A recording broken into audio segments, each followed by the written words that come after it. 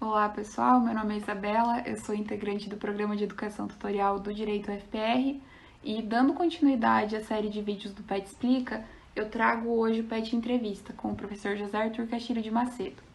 O professor José Arthur é professor de Direito do IFPR Campus Colombo, é graduado, mestre e doutor em Direito pela nossa casa, Universidade Federal do Paraná, com a tese de doutorado intitulada Encruzilhadas do Federalismo, Transfederalismo, Cooperação, Constitucionalismo e Democracia.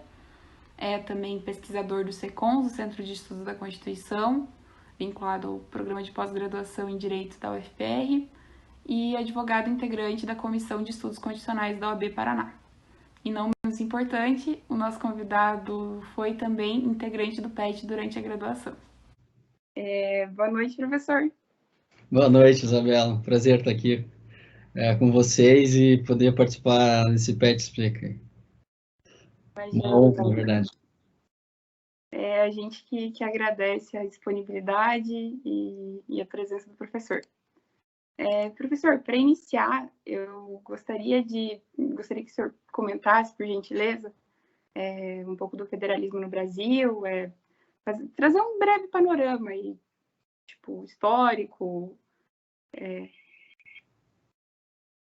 Bom, em primeiro lugar, né, é um prazer enorme estar aqui com a minha ex-aluna do ensino médio e que, graças ao federalismo, eu tive a oportunidade de conhecê-la, né, justamente porque eu, dando aula numa instituição federal de ensino, eu pude ir para o interior do Paraná. E agora, petiana, como eu, alguns anos atrás, então é uma grande satisfação estar aqui e contribuir com vocês. Então, sobre o federalismo brasileiro, é muito comum, e antes que alguns dos meus amigos da história do direito me matem, fazer uma breve história do federalismo em poucos minutos, mas é muito comum a metáfora do pêndulo. Então, vários autores usam a metáfora de que há um movimento pendular no federalismo. Então, hora descentraliza, hora centraliza. Né? Essa metáfora, ela tem uma certa utilidade, mas ela tem um limite. Então, se a gente pensar essa ideia de descentralização e centralização, em geral, em termos muito vagos, muito abstratos, ela pode até ser correta. Mas se nós olharmos com mais cautela, né, descermos nas minúcias aí da história, como gostam meus amigos da história do direito, a gente vê que o negócio, né, esse relato, essa narrativa não é bem verdade. O Brasil foi mais descentralizado, com certeza, durante certo período no Império, né? Depois teve um movimento de descentralização no ato adicional, mas depois com a República Velha, havia um momento que, tanto no Brasil como nos Estados Unidos e em outras federações, havia esse movimento do laissez-faire, de um Estado mais liberal e de deixar os estados terem mais autonomia legislativa. Isso ocorreu nos Estados Unidos, isso ocorreu no Brasil, tá? Isso não é uma exclusividade da história brasileira. É o período, né, principalmente, que o Vitor Nunes Leal se dedica no coronelismo chá de voto, né? Ele volta no Império, mas o termo coronel ele ganha força justamente no final do Império e esse início da República. Então, isso é fundamental. Mas a década de 30, né, é fundamental, a década de 30 do século passado, é fundamental para muda completamente a história do mundo, né, um período, em certo sentido, semelhante com o nosso, uma crítica ao liberalismo, autoritarismos, uma crítica à esquerda e à direita, ao liberalismo, tanto econômico quanto político, e é fundamental porque o Estado começa a desempenhar um papel na economia que não desempenhava antes. Então, tudo isso ocorre junto, tá? Não é uma exclusividade do Vargas, não é uma questão pessoal deles, é um movimento, é uma crítica que ocorria de diversos pontos de partida, tá? Tanto pela direita como pela esquerda. Essa é a primeira coisa importante. Então, todas as constituições de 30 em diante, a Constituição de 34 em diante, elas centralizam mais o Estado, mas o Estado nunca deixou de ser, nunca voltou a ser descentralizado como era na Constituição de 1891. Essa é a primeira coisa importante. Segunda houve uma certa descentralização em 46, isso é um fato, uma reorganização na separação dos poderes, que também é sempre importante a gente pensar o federalismo junto com a separação dos poderes. Tá? Mas a Constituição de 88, apesar de descentralizar a favor dos municípios, inicialmente, né, dar mais poderes para os estados e municípios, tá? Ela manteve, do ponto de vista da separação dos poderes, uma série de estruturas da Constituição, da última Constituição Militar, né, a Constituição de 69. Então, isso é importante. Isso teve vários impactos, aí, uma outra hora eu posso explicar, no presidencialismo brasileiro, presidencialismo coalizão, isso foi super discutido pela ciência política brasileira de década de 90 em diante. E o que acontece? Isso também tem impacto no federalismo. O federalismo brasileiro de 88 não é o mesmo de 2021. O federalismo brasileiro foi mudando ao longo dos anos 90, justamente um contexto semelhante ao nosso, de ajuste fiscal. Então, muitos de vocês talvez nem eram nascidos, mas durante o governo Fernando Henrique ocorreram uma série de privatizações, uma série de emendas à Constituição que ampliou o poder da União sobre os estados, reduzindo, comprimindo principalmente os estados, né? Havia ainda depois, durante os governos do PT, um certo protagonismo dos municípios, mas os estados ficaram como achatados de um lado da União, do outro lado os municípios, e ali, né, os estados como entes da federação ali meio comprimidos. O que é importante a gente compreender isso?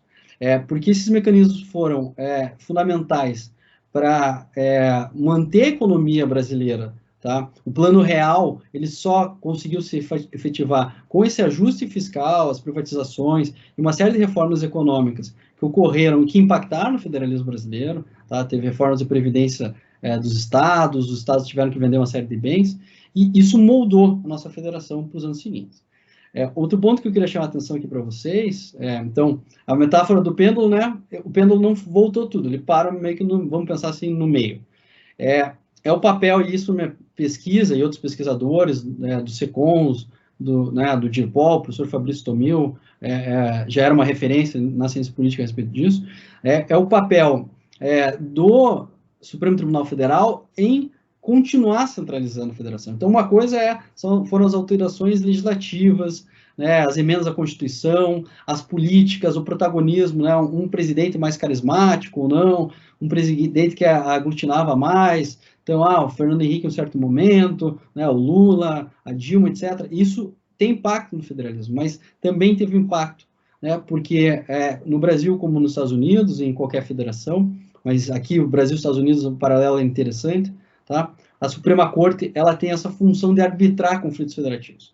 Então, um caso clássico, primeiro, talvez o maior caso, o caso mais emblemático do federalismo, o caso Macaulay, da Suprema Corte norte-americana, onde o Marshall, né, o grande primeiro presidente, ou pelo menos o grande protagonista da Suprema Corte norte-americana, no início, ele fala isso: a Suprema Corte vai ter que arbitrar esses conflitos entre estados e municípios. E isso, eu diria, se há algo que se mantém do federalismo, se existe alguma essência, eu acredito que não, tá? Mas se há uma continuidade do federalismo, é essa. Então, a Suprema Corte arbitra conflitos entre estados e municípios, e, se a gente quiser resumir assim em uma frase, né, os estudos, alguns colegas, né, por exemplo, o professor Sandro Romanelli, uma belíssima tese de doutorado defendida na UFPR, ele demonstra como, não importa quem indicou o ministro supremo, a regra era até, pelo menos, até o final, até o governo Temer, tá, que o Supremo Tribunal Federal decidisse a favor da União, tá, a favor do governo que estava, né, ou seja, ele era governista e ele era a favor da União. Então, em detrimento de estados e municípios, excepcionalmente, né, o Supremo tinha uma leitura mais, vamos chamar assim, descentralizadora, a favor dos municípios em matéria de meio ambiente, matéria ambiental e a saúde. E o último comentário rápido é que houve uma mudança, né, na Constituição no artigo 241, que trouxe a figura dos consórcios. Os consórcios ficaram ali, tá? Veio a legislação infraconstitucional, meio natimortos, eles não se desenvolviam, mas por conta da disputa política, né, primeiro surgiu o consórcio Brasil Central, uma forma de oposição ao governo Dilma, é importante a gente saber disso. Tá? No momento que o governo Dilma cai, né, a presidente da República é impedida, não vamos entrar aqui na discussão se é impedida, se for golpe, mas enfim, no momento que ela é destituída do cargo, e o consórcio dá uma retraída. E vai se articulando um outro consórcio, que é o consórcio Nordeste. Tá? Esses consórcios já estavam aí, e eles são, né, são inovações na infraestrutura do federalismo. Então, nós temos os 3 entes da federação, né, e o Distrito Federal, então podemos falar em 4 entidades, mas nós temos consórcios que são uma outra coisa. Há uma professora de Yale, a professora Judith Resnick, chama essa outra coisa de togas, né, que é togas, talvez, em inglês, né, que ela chama de translocal organizations, non-governmental actors, alguma coisa assim. Mas a ideia são atores que podem ser, ao mesmo tempo, governamentais, não governamentais, e ela fala de atores que já existiam no Brasil aqui, ó, há muito tempo. Por exemplo, a Confederação dos Municípios, as associações de governadores, associações de secretários de saúde. Por que eu estou falando disso? Porque quando a gente fala de federalismo, a sala de aula, a gente não fala de nada disso. E tudo isso impacta, e a gente vai falar, eu acredito, ainda daqui a pouco, diretamente na pandemia. E aí todo mundo parece que descobre o que já estava aí, mas as pessoas não olharam.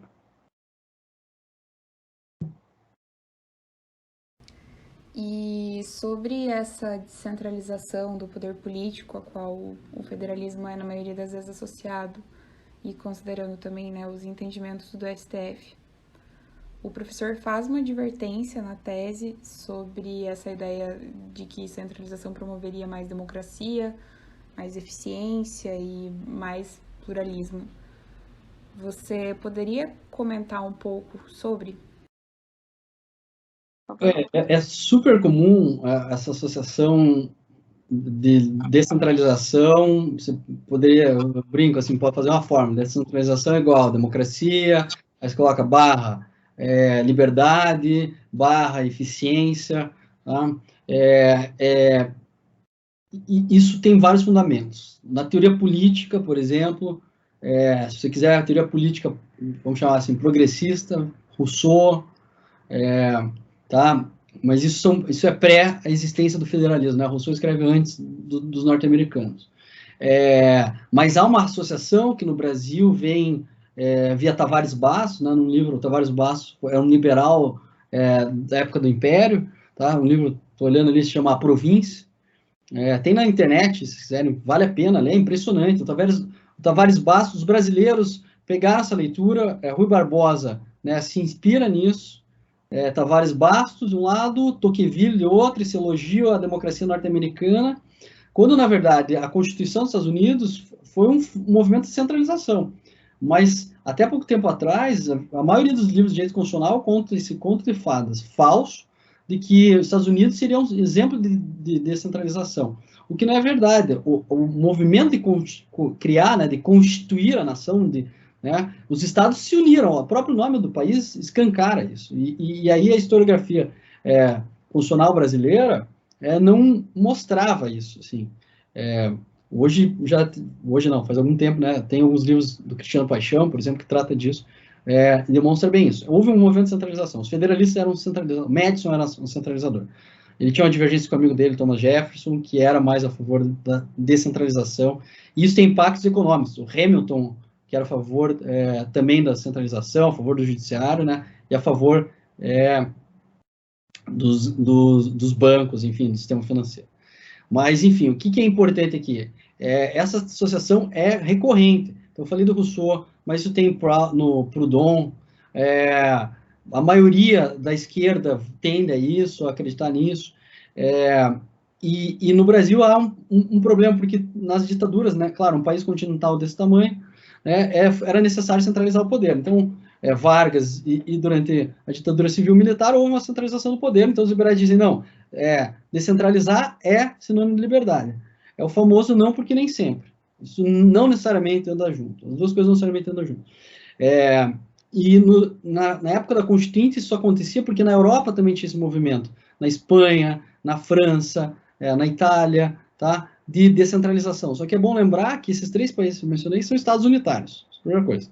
Segunda coisa, hoje, se nós compararmos a Espanha e algumas regiões autônomas da Itália, tem mais autonomia que na Espanha, algumas comunidades autônomas têm mais autonomia que os estados do Brasil. Então, que estado unitário é esse? E aí o meu ponto importante, um ponto que eu chamo a atenção desde a tese, é que mais importante que ficar nessas grandes dicotomias, nesses grandes princípios com os quais que são importantes, que nos mobilizam para a luta política, nós precisamos ver a regulação concreta disso. Então, quais são as instituições, como elas estão organizadas, quem pode participar, porque democracia depende de tudo isso. Então, quem vai participar, né, quem está restringido à participação ou não, né, como vai poder participar, vai ter direito à fala igual, vai ter direito a voto, né, essas deliberações, por exemplo, orçamento participativo, beleza, muito interessante, mas se o orçamento participativo ele não vincula, se o orçamento participativo não parte de uma ideia de uma participação equânime ou de uma participação que as pessoas realmente possam discutir, que essa possibilidade de participação está muito limitada. E há que ter um cuidado, o exemplo brasileiro é relevante em relação à eficiência, tá? Que é uma coisa que muitas vezes a esquerda e o pessoal progressista acha que é coisa neoliberal, o que é um equívoco, né? Nós precisamos discutir eficiência em políticas públicas, e os governos do PT, a continuidade das políticas públicas, final do mandato Fernando Henrique e durante os governos do PT, demonstrou que o Brasil mudou sensivelmente, as desigualdades diminuíram, melhorou indicadores de saúde, de educação, por quê? Principalmente durante os governos do PT, houve uma regulação federal e uma descentralização na execução, sobretudo as políticas sociais, Bolsa Família, nos municípios. Então, a União regula aqui e os municípios estão aqui executando. Essas duas coisas caminharam bem juntos. Tá? O que eu diria assim, o que a gente talvez pudesse melhorar? O acompanhamento, melhorar a capacidade institucional dos municípios, é uma coisa que a literatura discute bastante, seja de políticas públicas, seja sobre federalismo. Então, os municípios precisam aprender a andar com as próprias pernas, assim como nós precisamos caminhar. Né? Então, a gente tem que ponderar, enfim, dar forças para que o cidadão possa andar e para que os municípios possam, né, levar a sério e se autogerir, ter seu autogoverno, não só depender de recursos federais. Mas isso depende também de treino, de capacitação, que não nasce da noite para o dia. Isso depende do know-how que a União Federal tem. Às vezes os estados têm e precisam dessa ajuda. Então, portanto, para concluir, né, nem sempre descentralizar é a melhor resposta. A descentralização pode gerar, como na República Velha, tá, muita pobreza, mais desigualdade, coronelismo inchado de voto, né, a força dos coronéis, a reprodução de violências estruturais contra, sobretudo, a população negra, tá, as pessoas, as mulheres, e a opressão em guetos dessas pessoas.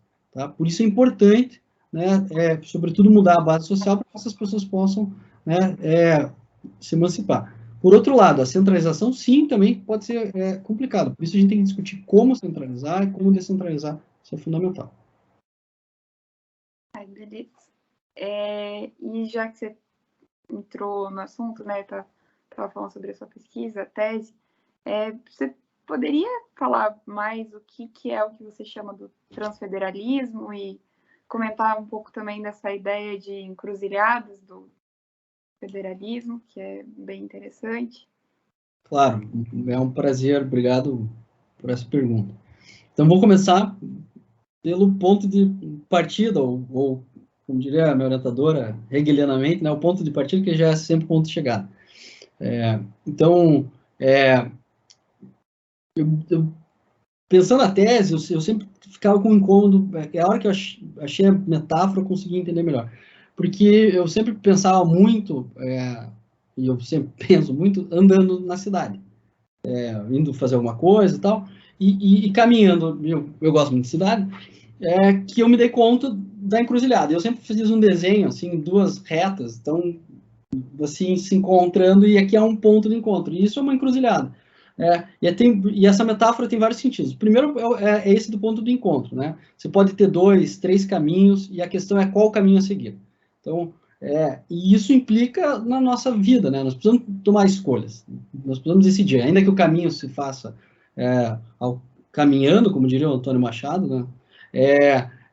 Nós precisamos escolher, e a Federação Brasileira, o Brasil, nós precisamos escolher qual caminho nós queremos para o federalismo do século XXI, não para problemas do século XXI, que nós temos, né? Temos que enfrentar problemas do século XX, XIX, né? Ainda existe escravidão no Brasil, trabalho escravo, mas isso demanda essa escolha. Então, a encruzilhada demanda escolha, e aqui tem uma metáfora importante, né? Porque o Supremo Tribunal Federal tem que decidir casos. Então, se ele vai decidir um caso, alguém vai sair ganhando, perdendo, né? Para usar um anglicismo aqui, existe um trade-off, não tem como todo mundo sair feliz. Segundo lugar, né, como eu falei, essa andança nas ruas das cidades me fez dar conta de uma outra, dessa questão espacial do federalismo, né? Uma coisa que tem me incomodado muito, e ainda não consegui escrever sobre isso, mas acho que vai ficar para os próximos textos, é a divisão espacial do poder, mas a gente não fala de espaço. Então, eu tenho conversado com alguns amigos, a Júlia Franzoni, enfim, e outras pessoas, porque é isso, a gente está distribuindo poder espacialmente. O que significa isso? Tá? Mas isso não aprofundei na tese, mas estava ali todo momento, quando eu escrevia, me incomodando isso. Mas, especificamente, em termos bem técnicos, eu uso a encruzilhada como metáfora para a repartição constitucional, né, o regime constitucional de repartição de competências. Por quê? Ali há uma encruzilhada, há um ponto de encontro na Constituição, para usar uma metáfora que o Habermas gostaria, uma dobradiça. A Constituição, né, tem direitos fundamentais de um lado, e do outro lado ela organiza o poder, seja o poder do Estado, as instituições, seja o poder econômico, né, na ordem econômica, na ordem social. Tá? Agora, a organização do poder implica responder, né, quem, né, qual ente, qual o poder de cada ente, o poder executivo, o legislativo, o judiciário, o que e como. E como eu me sempre dar conta que essas discussões são, aspas, inconstitucionalidades formais, de formais tem pouco ou quase nada. Há uma questão substantiva da democracia, você discute quem vai fazer, se é o executivo, se é o legislativo, se é o judiciário. Tá? Como que a gente vai saber? Por exemplo, faz toda a diferença saber se é o executivo federal ou estadual que vai tomar uma atitude hoje. Se vai ser o legislativo, né, se vai ser o judiciário. Isso tem impactos na democracia, e hoje, mais do que nunca, então em 2021, né, desde 2019, nós estamos vendo isso dia a dia. E essas questões estão em disputa. E aí que começou, eu via que havia uma disputa ali, né, sobre quem diz o que e como. Isso eu sempre me dei conta, dando aula de direito constitucional, né? Eu comentava os casos, quando estava, né, na aula, falava sobre repartição de competências, aí dava os exemplos. Mas lendo os textos da Resnick, comecei a me dar conta de como essas coisas são dinâmicas e como, na verdade, autores, por exemplo, como além da Judith Resnick, o Robert Post e o Rivas Hegan, falam dessa articulação dos movimentos sociais para mobilizar argumentos a favor ou contra, por exemplo, da questão do aborto, lá, que é o caso do Post e Hegan. E aí veio uma literatura que eu lia na época antes do PET até, o Peter Hebler, da Sociedade Aberta dos Intérpretes da Constituição, mas deu um estalo. As pessoas estão disputando ali. E aí que vem a encruzilhada. A encruzilhada leva à discussão do transfederalismo. Eu coloquei esse prefixo ao federalismo, eu fiquei por muito tempo discutindo comigo mesmo, com outras pessoas, obviamente, se era só um charminho crítico, né? A pessoa criou um conceito, na minha banca até falaram, vai criar um princípio do transfederalismo. Mais uma coisa para os tribunais abusarem do poder. Não é isso. Tá? O prefixo trans tem 3 significados. Então, e ele parte primeiro, antes de falar sobre significados, é importante dizer, há um contexto. Então, há uma nova infraestrutura na federação. Né? No Brasil existem consórcios, associações de municípios, e uma coisa que eu via desde 2016, a internet impacta na política, impacta em como as pessoas se mobilizam para articular esses interesses. Eu posso falar, Isa, que é de Palmas, sim, teve vários momentos quando eu ainda estava indo e voltando, porque eu ia de ônibus toda semana, indo voltando, me deslocando, portanto, a federação estava sempre, né, nesse deslocamento, seja a pé ou de ônibus e por terra, né? Então, eu notava como as coisas eram dinâmicas, porque às vezes, quando eu fui para lá em 2013, as coisas demoravam, às vezes uma semana para chegar. O WhatsApp acelerou a política, e eu vi isso antes de 2018, sem falsa modéstia nenhuma, porque isso foi objeto de discussão na qualificação da defesa. E essas disputas por competências fazem parte da nossa disputa política. E eu falava isso, mas isso é contraintuitivo, né? Porque, afinal de contas, nós disputamos sobre se pode ter o direito ao aborto ou não, nós disputamos a liberdade de expressão, a igualdade. O que tem a ver? Repartição de competência é um negócio chato, né? Ninguém quer estudar isso. Mentira. E aí, dou alguns exemplos que fica muito claro isso. O primeiro é a escola sem partido. Eu cantei essa bola lá atrás, isso está escrito na tese. Escola sem partido é uma disputa. A primeira discussão sobre escola sem partido é uma disputa sobre repartição de competência. Qual foi a estratégia? Grupos conservadores, seguindo a estratégia que já existia nos Estados Unidos, começaram a utilizar sites e a divulgar. E aí, vejam, por isso que está aqui a encruzilhada, né? Não só horizontalmente, como é comum. Então, município a município, ali no interior do Paraná, né, Palmas é do lado de Clevelândia, Pato Branco. Então, ali numa estrada, em 1 hora, você pode ir em 3 municípios rapidinho. Aqui em Curitiba, ao entorno da região metropolitana, né, alguns minutos. Mais do que esse deslocamento horizontal, e o deslocamento vertical, então, o vereador falou com o deputado estadual, com o deputado federal, e aí é uma articulação da bancada evangélica, né, da bancada da bala, assim por diante. Existem deslocamentos transversais. O que eu quero dizer com isso? Então, às vezes, o sujeito que tinha o site da Escola Sem Partido copia o movimento norte-americano e o primeiro, às vezes, traduzia o site do inglês para o português. Tá? A racionalidade do Trump, o trumpismo, veio antes do Bolsonaro para o Brasil. Né? Essa paranoia do Partido Republicano norte-americano está no Brasil faz algum tempo, gente. E isso dá... E aí que eu comecei a me ligar. As disputas por poder também podem ser transversalmente nesse sentido. Elas se deslocam em diagonal, porque às vezes vão do nível local ao nível internacional rapidamente. Vocês querem um exemplo recente? Me Too, Black Lives Matter, é só a prova concreta disso que eu via lá com a Escola Sem Partido. É um exemplo. Na Escola Sem Partido, qual que era a estratégia? A gente ganhou, nós somos maioria na Câmara de Vereadores. Nós aprovamos a lei Escola Sem Partido aqui no município de Paranaguá. Chegou no Supremo Tribunal Federal a reclamação sobre o município de Paranaguá. Palmas, Tocantins, se não me engano, também chegou. O que aconteceu? O Supremo dizia, não, isso aqui fere a liberdade de expressão, seguir a jurisprudência reiterada. Mas o que estava em disputa ali?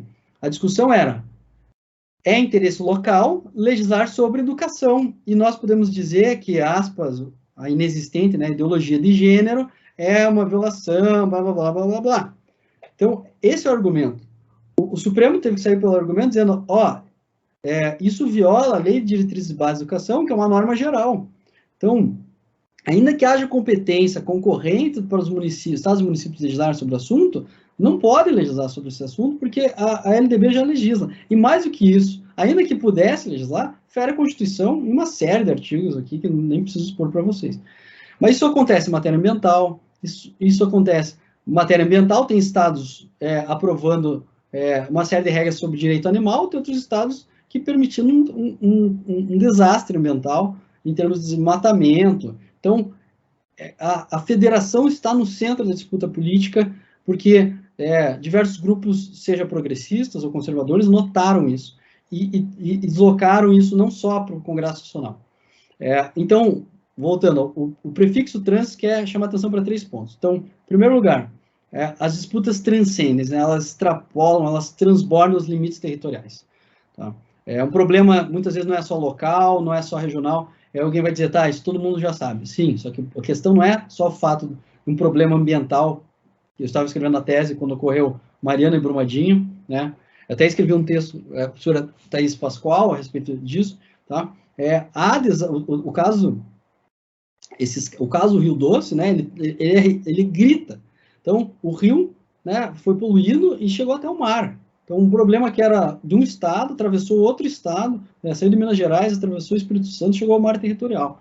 Mas não é só nesse sentido que os problemas extrapolam. Black Lives Matter, insisto nisso, vidas negras importam.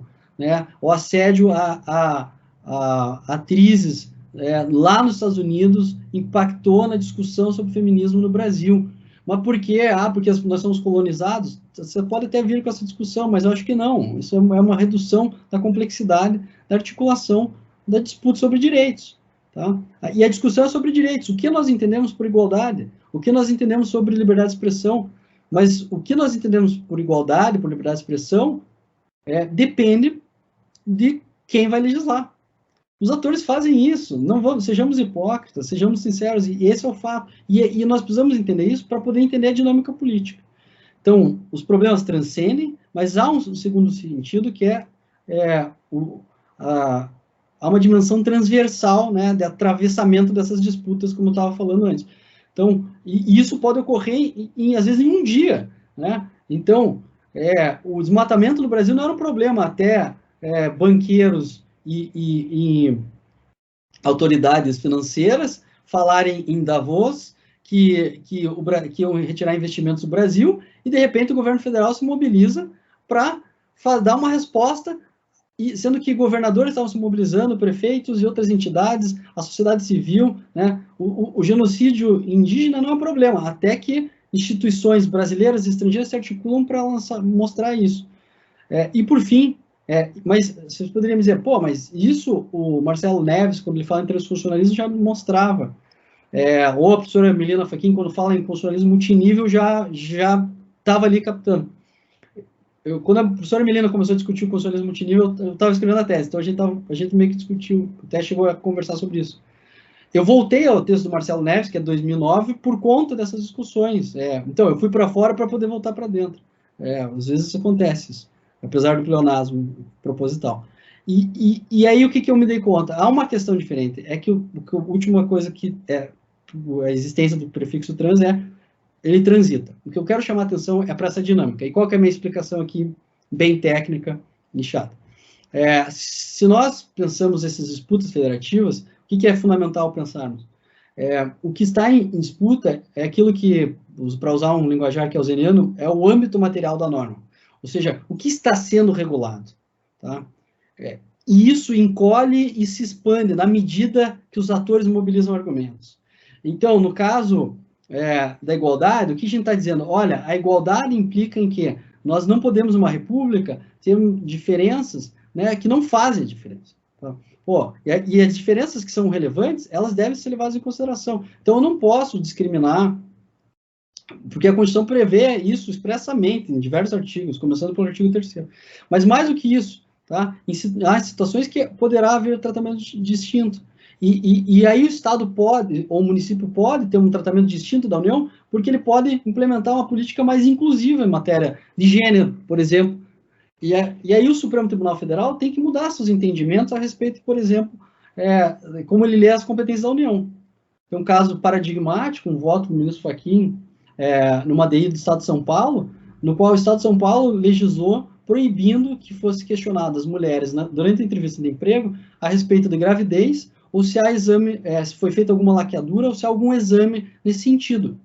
A lei do Estado de São Paulo é correta, ela protege mais os direitos das mulheres, ela promove mais a igualdade, ela permite que a mulher possa ter o direito fundamental ao trabalho, o direito fundamental à liberdade de profissão para escolher se ela quer trabalhar naquela empresa ou não. Os liberais têm que apoiar essa pauta, a esquerda tem que apoiar essa pauta. O que acontece? Qual a leitura do Supremo? Trata-se de direito de trabalho, entrevista de emprego. Então, competência da União, artigo 22, né, nós sabemos, inconstitucionalidade formal. Formal aonde?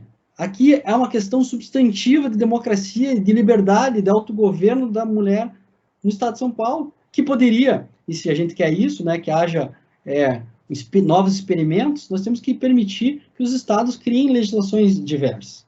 Tá? Essa possível vantagem do federalismo, todo mundo fala, isso depende também das pessoas poderem errar, e dos estados e municípios poderem errar. E por fim, é importante ter claro essa questão de que existe essa dinâmica, porque isso está em disputa e isso é construído argumentativamente, tá? No seio das disputas democráticas, e uma hora um grupo progressista vai se articular para ganhar uma prefeitura e para fazer experimentos interessantes ali, e a mesma coisa vão fazer os conservadores. E essas disputas vão ocorrer e faz parte da democracia. Só que o que é importante, e que às vezes há grupos que não conseguem entender isso, ou fingem que não entendem, principalmente bolsonaristas, é que a Constituição brasileira estabelece um limite. Não é uma corrida até o fim do poço. Existe um limite e esse limite vários desses limites são claros na Constituição. Por exemplo, como eu falei, a vedação de discriminação está expressa no artigo 3º e outros artigos da Constituição. Tá? Então, assim, resumindo, não muito bem resumindo, o transfederalismo chama atenção para isso. Então, não é tão simples dizer, é sempre a União que vai legislar sobre direito de trabalho. A pergunta que eu falaria é direito de trabalho? E aí, ao você fazer essa pergunta, você tem que interpretar a lei, você tem que interpretar a Constituição, e quando você faz isso, você pode estar, na verdade, nós sempre estamos constituindo a Constituição, o significado da Constituição não está ali acabado, constituindo o que é direito de trabalho, constituindo o que é direito civil, constituindo o que é direito econômico, constituindo o que é direito urbanístico, meio ambiente, direito ambiental, assim por diante. O caso do Uber fica claro. Eu pegava o Uber e daí os caras, na época, estavam discutindo a regulação do Uber. A primeira pergunta sobre o Uber é: quem pode legislar? Se for direito de trabalho, é a União. Então, as leis estaduais e municipais que proibiam o Uber eram constitucionais, formalmente constitucionais, né? Para usar a terminologia tradicional. Se não é, se é direito econômico, se é inovação, então os estados e municípios talvez possam legislar. Se é interesse local, o município tem direito, é ele que tem a prerrogativa para legislar. É isso. Esse tipo de conflitos vão continuar surgindo, tá? E a gente precisa entender, se nós estamos comprometidos com o autogoverno, com a democracia, com mais desenvolvimento sustentável, eu acho que é possível ter um norte, a própria Constituição aponta para isso, e o Supremo precisa se atentar para isso. Excelente, professor. Nossa, muito obrigada. Eu ia perguntar algumas coisas que eu acho que você deu um pouco conta agora, mas, enfim, você acabou comentando já um tanto de federalismo cooperativo, de concorrência também, e alguns diálogos do federalismo com outras políticas, por exemplo, né? Com cooperação, com economia. E então, sobre o papel do federalismo para garantir, e aí continuando nisso que você já vinha falando, né? Para garantir a efetivação de direitos fundamentais e o fortalecimento da democracia. Ainda, talvez, como existe, né? Com possibilidade de limitar a atuação abusiva do governo federal. Se puder comentar. Bom, eu posso, e acho que sim, o melhor exemplo disso é a questão da pandemia. E o que acontece? É o que eu falei, não porque nem sempre. Pode ser que o federalismo seja uma forma de proteção dos direitos fundamentais e do abuso, mas nem sempre. E, infelizmente, os liberais podem não gostar, mas o professor Fabrício Tomil falou isso umas 3 vezes quando estava no doutorado, e ele provocava, ele dizia assim, que eu era meio entusiasta da descentralização, falando, descentralização é o melhor cenário. Ele falava, se for muita descentralização, acaba com os direitos humanos. E eu não entendia muito essa frase. E até me causava um mal-estar, meus pais são economistas, mas eram municipalistas, sempre foram municipalistas. Roberto Gargarella é um entusiasta da descentralização, enfim, é um professor com quem eu trabalho há algum tempo, então a gente sempre ficava discutindo isso. E eu vou dar 2 exemplos que sim ajudam a ver isso de forma muito clara. História dos Estados Unidos. Estados Unidos até 64, 65 viviam um verdadeiro apartheid. A gente tem que falar as coisas pelo nome, né? E é porque na África do Sul que a gente chama de apartheid, Estados Unidos não. Se olhar o que aconteceu nos estados do sul dos Estados Unidos, era verdadeiro apartheid. Qual era o argumento para manter aquela absurda e brutal discriminação racial nos Estados Unidos? Federalismo. Autonomia dos estados. Não dá para se intrometer. Se vocês tem vídeo disso, gente. Só de falar me dá até arrepio. É emocionante, no sentido de revoltante, tá? Que ocorre, o Kennedy chega um momento que ele tem que mandar tropas federais para poder deixar a aluna ingressar na universidade estadual, porque o governador vai lá se opor ao ingresso de uma aluna, acho que de um aluno e de uma aluna negra na universidade. Olha o nível disso. Tá? E ele dizia isso, ele dizia, a guerra civil garantiu o direito de eu me opor. Mentira! Mas aí são as leituras da história, enfim, não vou entrar nesses detalhes. Mas isso é um exemplo para a gente ver que não necessariamente. Tá? E foi necessário isso para garantir um mínimo de igualdade. É curioso que as pessoas falam que os Estados Unidos é uma democracia há tanto tempo, porque que democracia é essa que negros não poderiam votar? Era isso que acontecia nos Estados Unidos até a década de 60, 64, 65. No Brasil, a mesma coisa, não em relação à questão racial, de forma tão institucionalizada, mas em relação a outros temas. Então, e quando que isso muda? O federalismo, a descentralização foi sinônimo de democracia, né? No final da ditadura, os governadores tiveram seu protagonismo, e isso impactou na Constituinte. Né? Inclusive, o ex-governador do Paraná, né, José Richa, foi o relator da parte da federação da Constituinte. Isso não é à toa. Mas, durante a maior parte dos 30 e poucos anos que a gente tem a Constituição é nessa crise dos 30, vamos chamar assim, né, os governadores fora São Paulo, Rio de Janeiro, Minas, por serem as maiores economias, pujantes, tinham um protagonismo relativo. Assim. Com a pandemia, o que aconteceu? O federalismo, como diz Fernando Abruzzo num belo texto sobre o combate à Covid, texto desse ano, ele fala que o federalismo bolsonarista é um exemplo de descoordenação intergovernamental. O Brasil tem vários mecanismos de coordenação governamental. Tá? Então, a coordenação federativa pode ocorrer com as competências comuns do artigo 23, as competências concorrentes do 24. Tá? Existem outros mecanismos, né, de cooperação federativa, seja financeira, através de fundos de participação, né, através de meios infraconstitucionais, através de contratos e convênios administrativos, tá? Contratos de curto, médio e longo prazo, e, sobretudo, através de políticas públicas. E o Brasil tem, digamos, um sistema de políticas públicas, como outros países, mas tem um sistema muito sofisticado. O mais sofisticado dele é o SUS. Tá? O Sistema de Educação e de Assistência Social, o SUAS, né, e o SUSP agora, de Segurança Pública, são menos sofisticados. Agora, o SUS é algo brilhante de engenharia institucional, que, claro, que sempre precisa ser melhorado, mas ele articula 5.570 municípios, 26 estados do Distrito Federal e a União, um país do tamanho continental. Isso não existe em lugar nenhum do mundo, nem próximo. O que acontece? Esse mecanismo de articulação, se vocês forem ler lá a lei do SUS, lá, acho que é o artigo 16, ele prevê qual é o papel, então, dando continuidade, que está na Constituição, qual é o papel da União, qual é o papel dos estados, qual é o papel dos municípios. Né? E de forma descentralizada, há uma organização para isso. O que o presidente Bolsonaro faz? Ele simplesmente, no primeiro momento, deixa a coisa acontecer, apesar de já, em fevereiro, ter sido promulgada uma lei de combate à pandemia, a Lei 13.979, tá? É importante dizer isso, em fevereiro. Então, essa história, não sabia. Foi antes do Carnaval publicado a lei. Tá?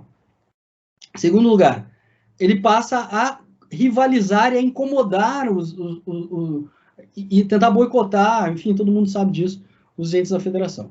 O resumo da ópera, assim, desse mais de um ano e meio de pandemia, é basicamente o seguinte. Né? O Supremo Tribunal Federal, que tinha decisões esparsas a favor da descentralização, principalmente o ministro Fachin, Rosa Weber, alguns votos do ministro Alexandre Moraes e o ministro Lewandowski, muda e na DI 6341, na DI 6343 e na DPF 672, nesses três casos ele diz assim, não, os estados e municípios podem e devem agir para combater a pandemia. Parece que o Supremo passa a ler o artigo 23 e 24, reconhece isso, outros ministros já falavam isso, mas isso está escrito na Constituição, né, e começa a dar esse protagonismo. Eu escrevi um texto para o Jota em abril do ano passado, 2020, no qual eu falava, olha, os estados, se a União não agir, os estados e municípios devem agir pautados por critérios técnicos, científicos, sobretudo da OMS, e, inclusive, se a União não agir, eles devem desobedecer. Então, existe o dever de cooperar, na minha opinião, ele é inescapável, mas se a União não ajuda, inclusive atrapalha, ou o Estado atrapalha, existe o dever de não cooperar, né? Como diz a professora Herder Jerkin, também de Yale, e a Jessica Busman-Posen, né? É possível pensar um federalismo não cooperativo. E aqui eu falo no sentido de concorrer, de competir, em trazer a melhor solução, tá? Para proteger os direitos fundamentais. E aqui no Brasil, além disso, já tinha escrito nesse sentido em 2018, mas com a eleição do Bolsonaro, isso ganhou também uma proeminência, como nos Estados Unidos, em relação ao Trump, né, de defesa da democracia, defesa de direitos, e isso culminou, por exemplo, agora nesse ano, 2021, com duas ações propostas pelo Tribunal Federal, autorizando estados e municípios a comprarem vacinas se a União não fizer a sua parte no Plano Nacional de Imunização. Tá? A própria Lei 13.979 autoriza, tá, essa questão, né, permite que no prazo de 72 horas, quer dizer, no prazo de 72 horas, a Anvisa tem que se manifestar sobre pedidos de importação, né, de vacinas, e aí o ministro Lewandowski, na DPF 770 e na Ação Civil Originárias 3451, decidiu que se a Anvisa não se manifestar no prazo de 72 horas, que é o prazo que ela tem, tá, os estados e municípios podem importar vacinas, desde que aprovados por alguma agência europeia norte-americana, chinesa ou japonesa, e desde que siga os protocolos e evidências científicas que já foram tomados como decisões do Supremo anterior em relação a outros temas no combate à pandemia. O ministro ressaltou a necessidade da articulação, né, da existência do federalismo cooperativo desde 88, tá?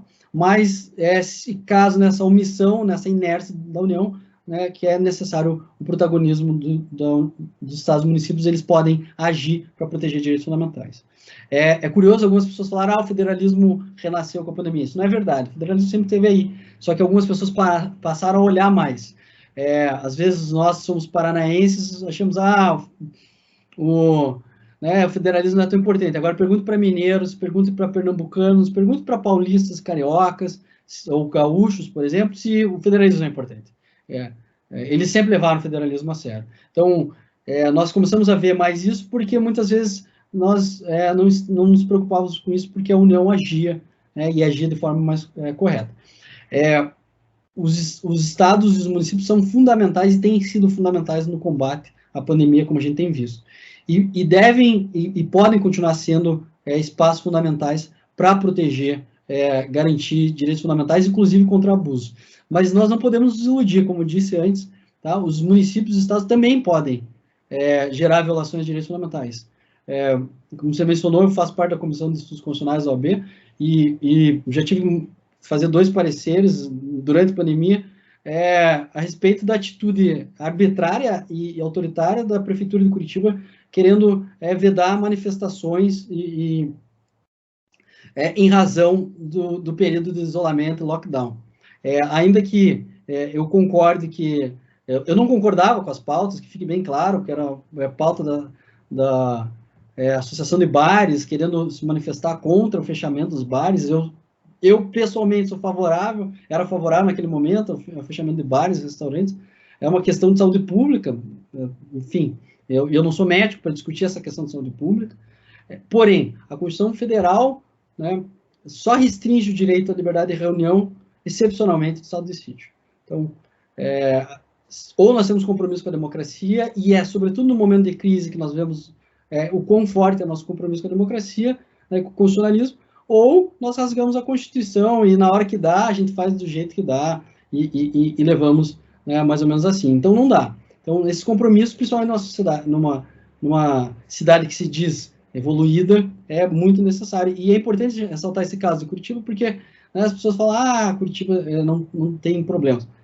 Com qualquer cidade tem, e chama atenção para o fato de que mesmo cidades com mais ricas, né, com mais recursos, também podem cometer esse tipo de restrição inconstitucional de direitos fundamentais. Tá? Então, temos que ficar vigilantes, mas o federalismo pode sim e deve ser um mecanismo relevante, e é bom, porque isso pode também tirar um pouco o peso do presidente da República, desse hiperpresidencialismo que nós temos, para ter um maior protagonismo, né, de outros entes, o que aproxima também o cidadão do governo. Acho que tudo isso é bem importante. Perfeito. O professor também acabou comentando outra coisa que eu ia puxar agora, que eu ia pedir, sobre, o senhor comentou já algumas vezes a atuação do STF, como vinha vindo antes da pandemia e agora, né, o que mais ou menos, se puder dar uma resumida, né, o que a gente tem, o pós a gente não sabe ainda o que é, né, mas... E também a compra de vacinas, se der para destrinchar um pouco mais, além do que já comentou, pelos estados e mesmo pelos consórcios regionais, e você até falou um pouco antes. Sobre o STF, como eu disse, o STF oscilava, sobretudo em matéria ambiental e direito à saúde, isso é um fato. Ele permitia principalmente que os municípios legislassem mais, que os municípios poderiam trazer regras mais rigorosas em matéria ambiental, mais rigorosas em matéria de saúde, então, ou seja, mais protetivas ao direito ao meio ambiente rígido, né, e ao direito à saúde. E aí isso, de novo, aquela metáfora que eu falei, comprimindo um pouco os estados entre a União e os municípios, tá? Durante a pandemia, o que a gente viu, né? No primeiro momento teve essas ADIs que eu comentei, a 6341, 6343, Segundo momento, eu diria, o que aconteceu? Começou a ter um conflito, se eu der uma pesquisada de jurisprudência, uma série de reclamações e outro tipo de ações entre municípios contra os estados. Os estados implementavam lockdowns ou medidas restritivas, e os municípios, em muitos casos, os prefeitos estavam preocupados com a eleição, que vinha ali em outubro, né, foi em novembro, né, ou porque estavam preocupados com o seu eleitorado, e até conversando com uma ex-aluna do interior esses dias, ela comentou, aqui, município bem pequeno do Paraná, em Mariópolis, pô, a gente quase nem notou, não teve que fechar comércio, ela até brincou assim, falou, todo comércio é essencial, né, farmácia, supermercado, e de fato, realmente, nas cidades maiores nós vimos mais isso, e isso levou também ao equívoco que as pessoas no interior, que, realmente, se fosse só uma gripezinha, o vírus não fosse tão grave, o que depois nós vimos nesse ano, né, explodiu, a quantidade de casos foi enorme no interior. Então, houve esse conflito, né, o Supremo decidiu a favor dos estados no sentido de maior restrição. A grande questão que vários pesquisadores a respeito do federalismo, a gente tem um grupo, né, a gente discute aqui na Federal do Paraná, mas também tem alguns amigos lá de Recife, do ConState, da Universidade Católica lá, de Pernambuco, e eles chamam a atenção, será que ele está protegendo, ampliando a autonomia dos entes da federação? Será que ele está protegendo o direito fundamental à saúde? Ou ele está protegendo, restringindo as arbitrariedades do presidente da República, que, convenhamos, ele gosta de fazer todo tipo de arbitrariedade. Nossa, assim, em conversas, pode ser as três coisas, e provavelmente a primeira é controlar o presidente. Se o presidente atuasse de forma diversa, provavelmente essas decisões poderiam ser um pouco diferentes.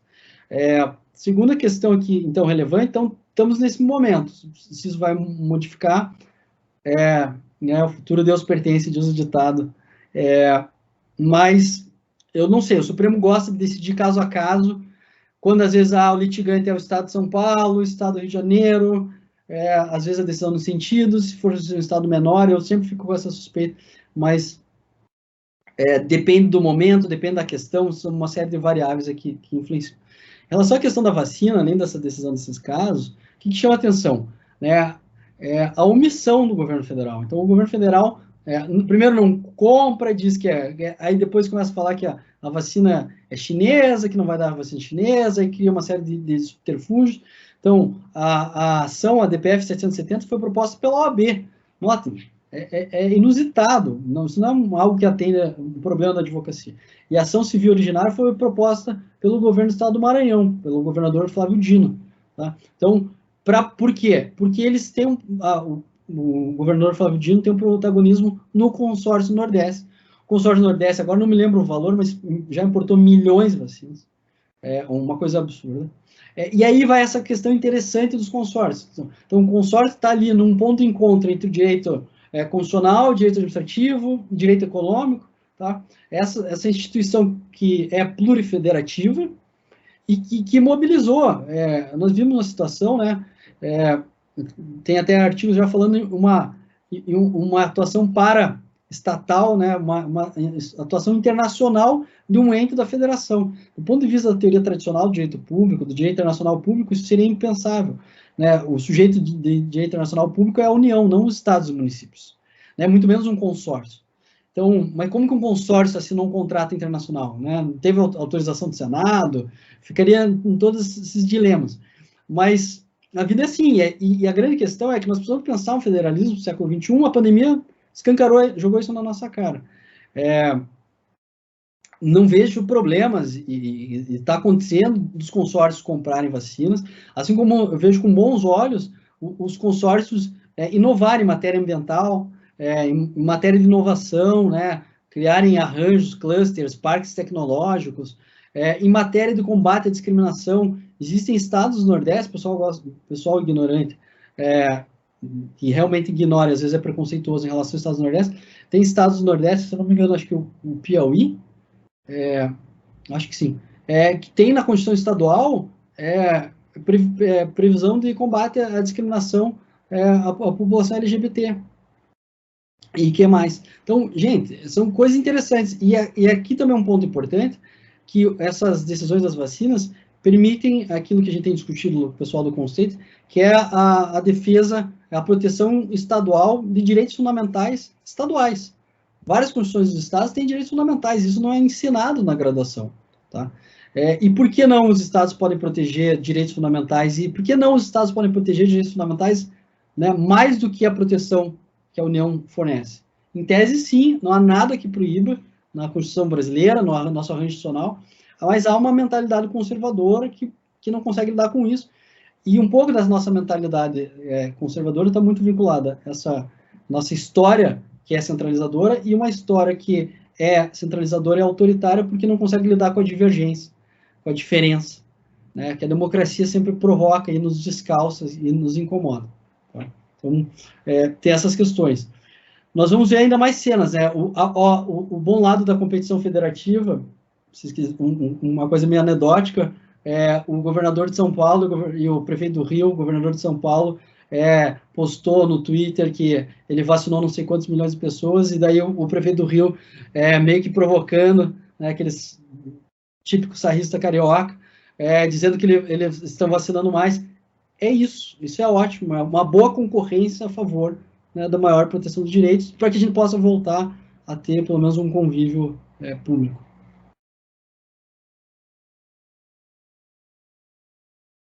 Excelente, professor. Nossa, muito, muito obrigada.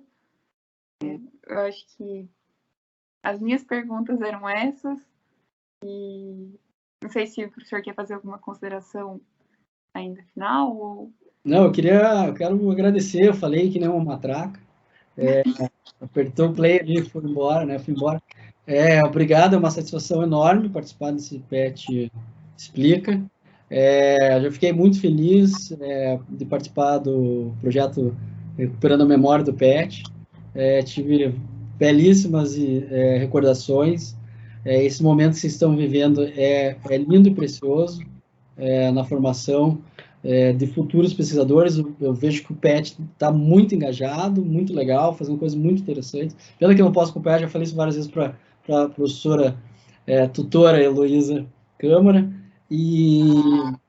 mas fico muito feliz de participar e acho que vai ser muito legal daqui a alguns anos vocês todas e todos, colegas pesquisadores, que eu tenho certeza que vão ser brilhantes pesquisadoras, críticas, né, engajadas e com reflexões para mudar esse país e que é o que a gente precisa.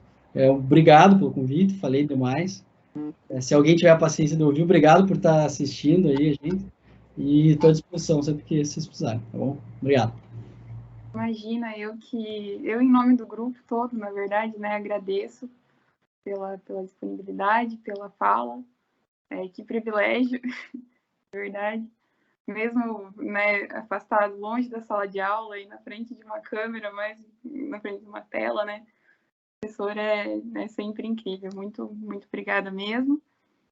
E obrigada a todos também que assistiram até aqui a entrevista. E é isso.